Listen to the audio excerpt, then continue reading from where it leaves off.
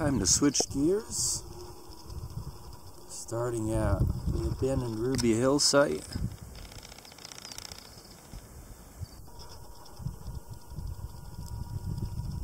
And beginning the traverse of the Fish Creek Range southwards up that way through the Sagebrush Steppe. Isn't that precious? People returning metals back to the mines.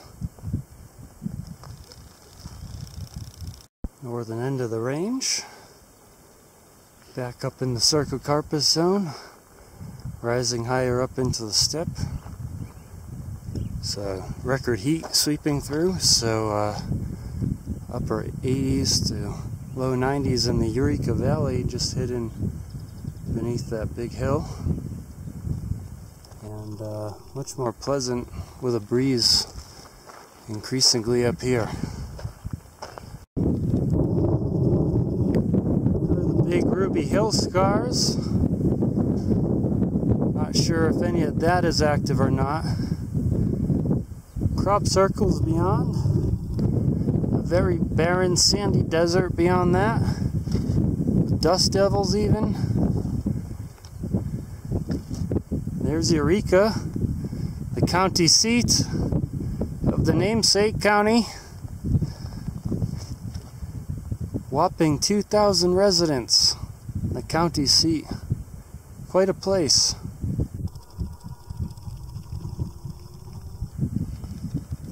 This is the crest before me. Maybe a series of mostly older roads, much older than this. That'll guide me a lot of the way. The high point is Prospect Peak, and the steppe is very fragrant today, especially because of all the amelanchier in bloom everywhere.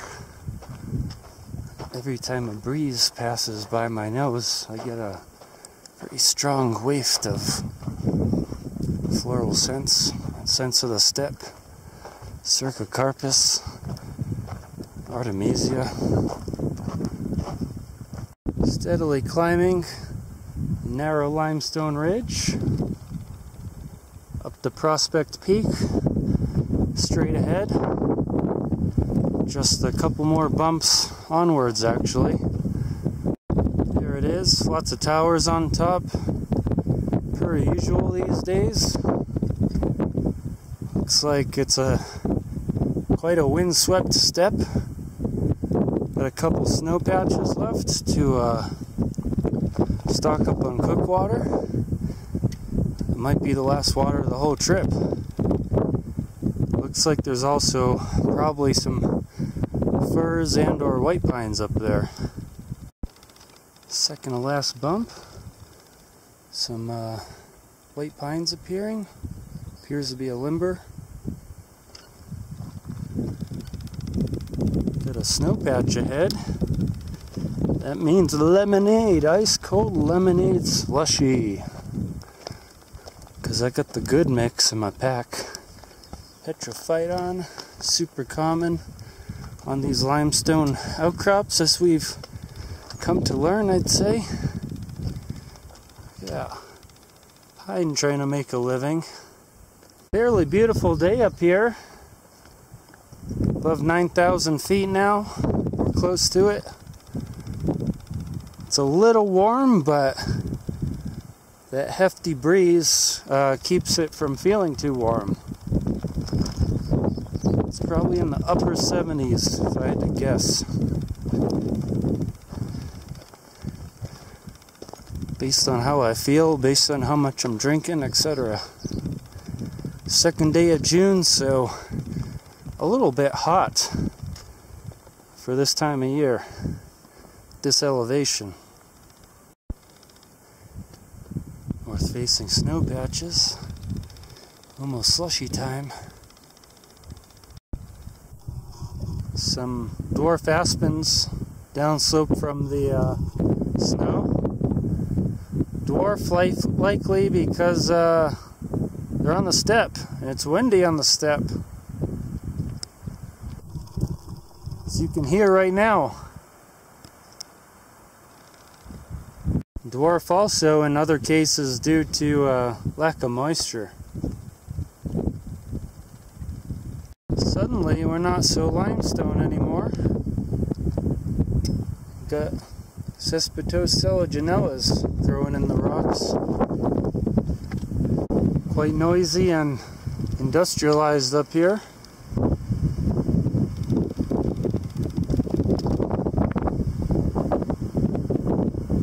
So I'm going to make a quick exit further along the ridge. Only peace and wilderness ahead. Some snow patch up here. The sign of the times.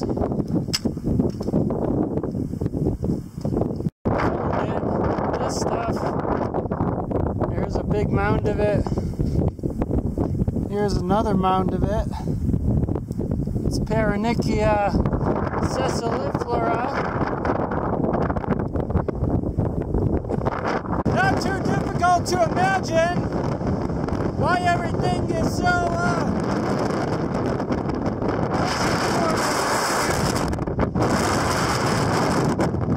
this is the summertime winds, never mind the wintertime winds.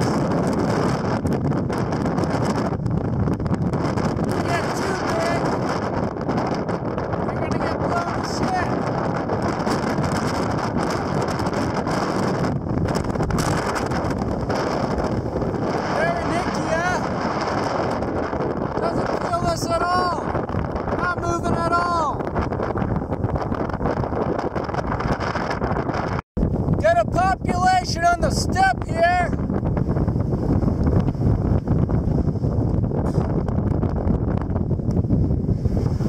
The last one I found was in the PJ zone. Interesting. Just gotta go on the other side of the ridge to mostly escape the wind. That was something else though, wasn't it? Those compact mounding plants, so well adapted to extremities of wind, snow, colds, drought, extremities. That's what that habitat is. Extreme. And if it weren't such a darn nice day out, I'd be shivering me timbers. Maybe the last snow pile of the trip, so I'm gonna stock up yet again. Although I ran out of slushy mix, so it'll just be cool water. Characteristic brown ribes. Not leafing out yet around these old snow piles. These late held snow piles. And look, we're back in the limestone suddenly. And I doubt I'll see Paronychia. They look small from afar, but it'll be here a while still. It's pretty deep and protected in this hillside, sheltered in this hillside. Many, many feet deep right here still. It's still quite early spring up here, right after the snow's melted off. Lots of things green. Not much in flower. Paronychias weren't even in flower. Once in a while there's a paintbrush or a balsam root in flower, but as you can see, it's mostly just greening up above 9,000 feet here this far north, 40 degrees latitude. Next time I'm this high and fairly far north, it'll seem like the heart of summer, I'm sure. Very reminiscent of part of the Toyabe range, especially the northern part, north of Austin. Rather sheltered aspen grove. The other side of the wind, predominant wind direction from the west, that is. Greening up, becoming springtime. Astragalus growing on top of Petrophytum. Isn't that neat? Just progressing forwards on this eve. Obviously, a lot of the plants still in bud or not even yet.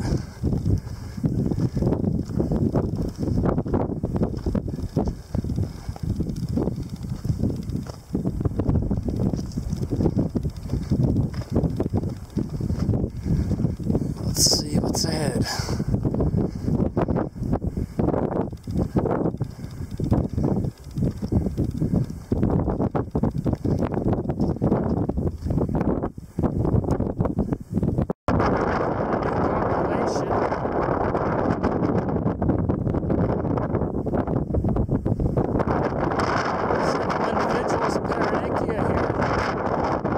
Definitely a new population.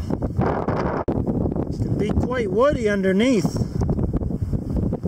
They disappear into the forest as dwarf and wind-shapen as it is. So a lot of other species do better when it's not so windswept. That's where we just were. They are very abundant here.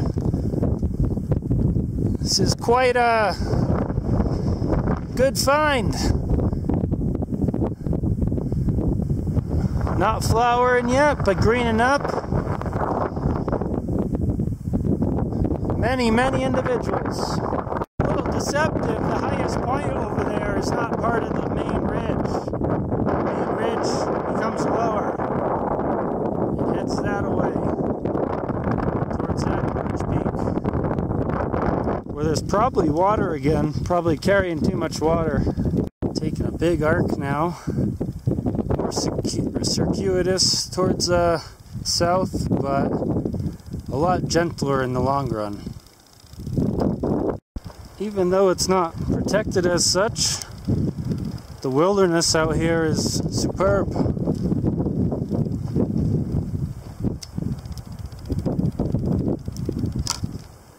Basically exactly how it's supposed to look out here. Down near Ruby Hill, it looks more like Europe than Nevada in some of the openings. Tons of Cardaria, Chorospora, etc. Lots of European weeds down there. Here, 0%. I was expecting a lot of pinyon and juniper on this ridge throughout. Very pleasantly surprised that it's mostly Cercocarpus and steppe. Very, very occasional pinyon pines. Imagine in the south it'll be more hot and pinyon and junipery, but it'll only be a half day or so of length of range, I think. We'll lose the light soon. It's been an excellent day. Continues to be so. Found a nice overgrown track on the ridge. Just as day begins to fade. Means I can make a little bit of more comfortable progress. Tomorrow, I think we'll see a lot of crazy stuff. That's tomorrow morning's big goal. Almost at Dave Keene Mountain, that other big massif of the Fish Creek Range. It's quite a warm morning.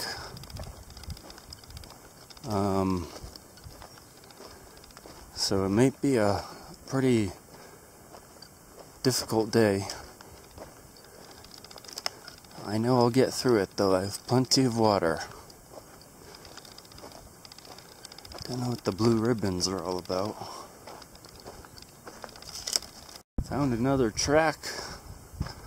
Lots of logging anomalously out here. Very rarely see logging in Nevada.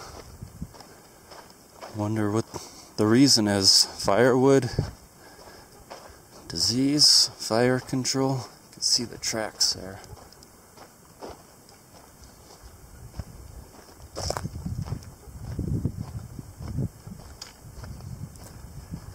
Anyway, a full, pretty hot day ahead of me, but at the end of it I do expect to be finished with the Fish Creek Range, at least for now.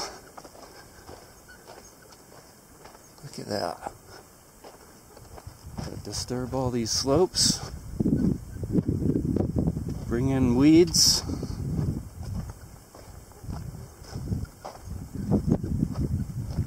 There it is, first of today's summits. Dave Keene Mountain, I believe. There's 3 peaks up there, all in a fairly neat row to the south. I don't think any road goes up there, so we'll soon be cross country again. Climb is relatively gentle so far, something like this. Be up on that last major massif soon. Though a rather hot day, the ascent is gentle. Clouds are appearing. We'll see where they go. Not expecting rain, but shade would be good. And the breeze, the light breeze is keeping temperatures a little bit more moderate too. Up here on the step again, the breezes are even nicer.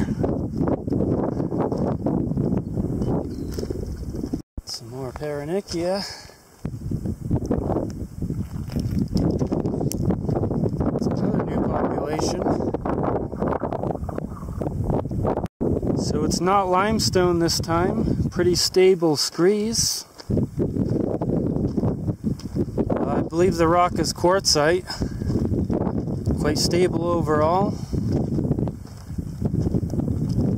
But what this site does share with previous sites is that it's often quite windswept. Obviously, the sagebrush can barely become erect at all. It's procumbent even, spreading prostrate, which tells you this is a windswept site, and that's where Paronychia grows in Nevada, it seems. Quite thick with Sarcocarps here. Here's the summit of Dave Keene Mountain Massif, 3-peak massif.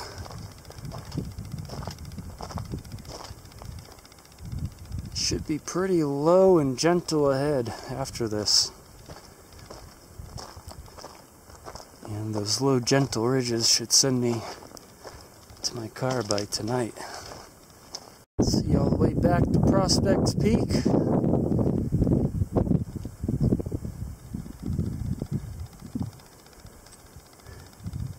The high ridge continues a bit further. Oh, that the range drops off precipitously after this. So hopefully those clouds continue to build to lend me as much shade and coolness as possible in those hot, hot lowlands. So it is quite hot up here. Never mind a couple thousand feet lower. It's essentially the rest of the range ahead.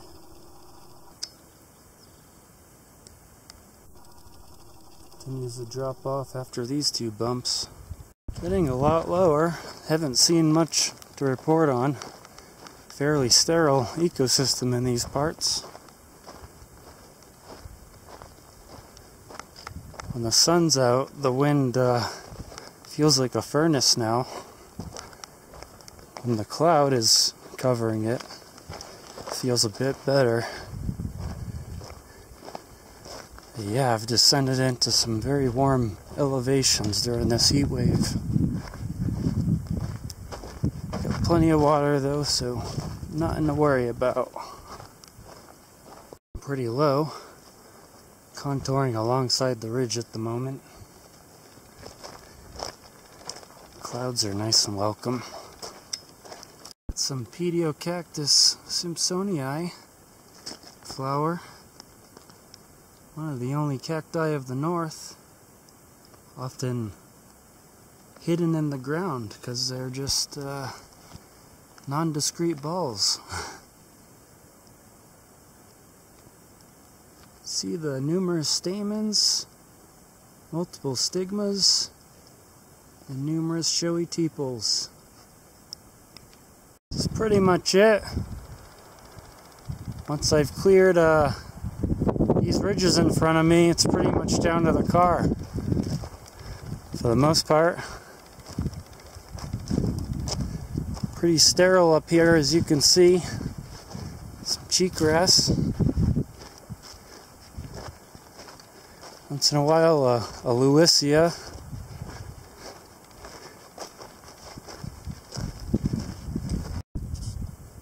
That's how inconspicuous they can be sometimes. Basically blend in with the ground until they become more mature. Arrived at the Bisoni Ridge, which basically marks the end of the range. It's a lot more pleasant now with the breeze from the thunderstorms everywhere. None here.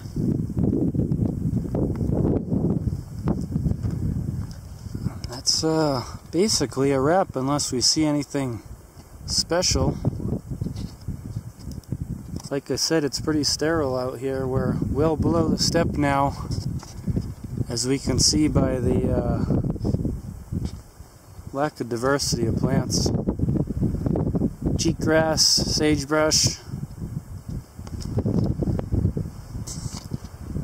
Once in a while, a few other things. In a park between two ridge lines, all quite low. Just another couple miles of this.